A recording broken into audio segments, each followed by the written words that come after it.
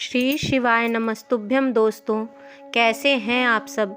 आशा करती हूँ शिव जी की कृपा से आप सभी लोग अच्छे होंगे। आप सभी को नवरात्रि की हार्दिक शुभकामनाएं। आज नवरात्रि का प्रथम दिवस है और हम आपसे शेयर करने जा रहे हैं माता रानी की पूजन की विधि।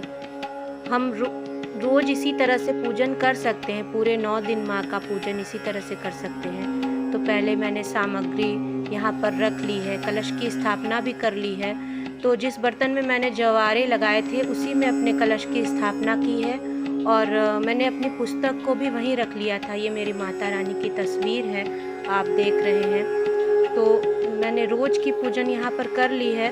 और साथियों, पाठ विधि की जो वीडियो है वो चैनल पे डली हुई है, तो आप वहाँ से देख सकते हैं कि पाठ विधि कैसे है।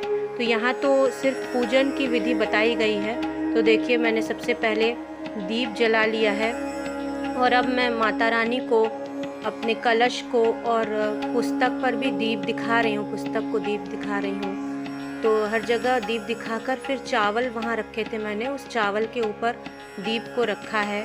दीप दिखाने के बाद हम धूप जलाएंगे और माता रानी को धूप दिखाएंगे हम।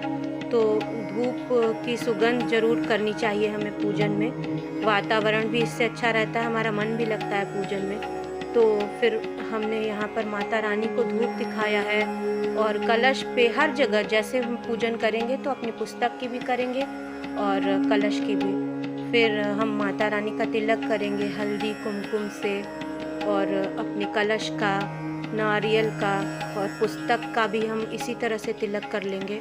इसके बाद सिंदूर चढ़ाएंगे। तो माँ को सिंदूर जरूर चढ़ाना चाहिए हमें। माँ को सिंदूर चढ़ाएंगे, पुस्तक पे चढ़ाएंगे। इसके बाद हम पुष्प चढ़ाएंगे। तो जो भी पुष्प आपको मिल जाए वैसे प्रयास करते हैं।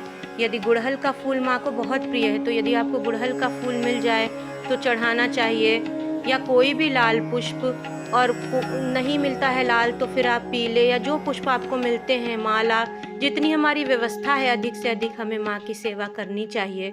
नवरात्रों में तो माँ की विशेष पूजन की जाती है। इसके बाद हम भोग समर्पित करेंगे माँ को। यहाँ मैंने हलवा बनाया था, बर्फ़ी है, दही में भी कुछ मैंने मेवे और गुड़ मिला के रखे हैं, कुछ फल है, सूखे मेवे हैं और लौंग इलायची ज़रूर समर्पित करनी चाहिए माँ को।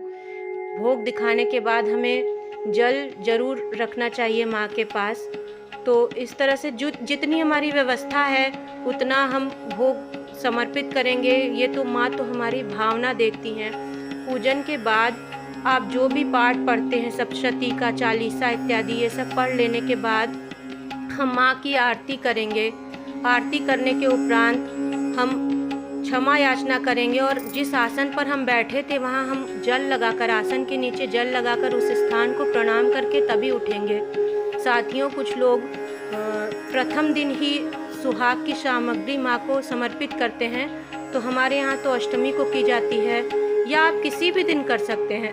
आप सुहाग की सामग्री माँ को समर्पित करें और 9 दिन वहाँ रखा रहने दें। तो इस तरह से हमने आज नवरात्रि की पूजन की विधि आपके साथ शेयर की है। आप पूरे अगले 9 दिन भी इसी तरह, अगले दिन आप वहाँ से पुष्प हटा दीजिए जो सूख गए हैं और फिर इसी तरह से पूजन कीजिए। आशा करती हूँ आपको मेरा यह प्रयास अच्छा लगा होगा। साथियों, आप सभी से विनम्र निवेदन है, यदि आपने मेरे चैनल को अभी तक सब्सक्राइब नहीं किया है तो कृपया सब्सक्राइब कीजिए, लाइक कीजिए, शेयर कीजिए और कमेंट में जय माता दी जरूर लिखिए।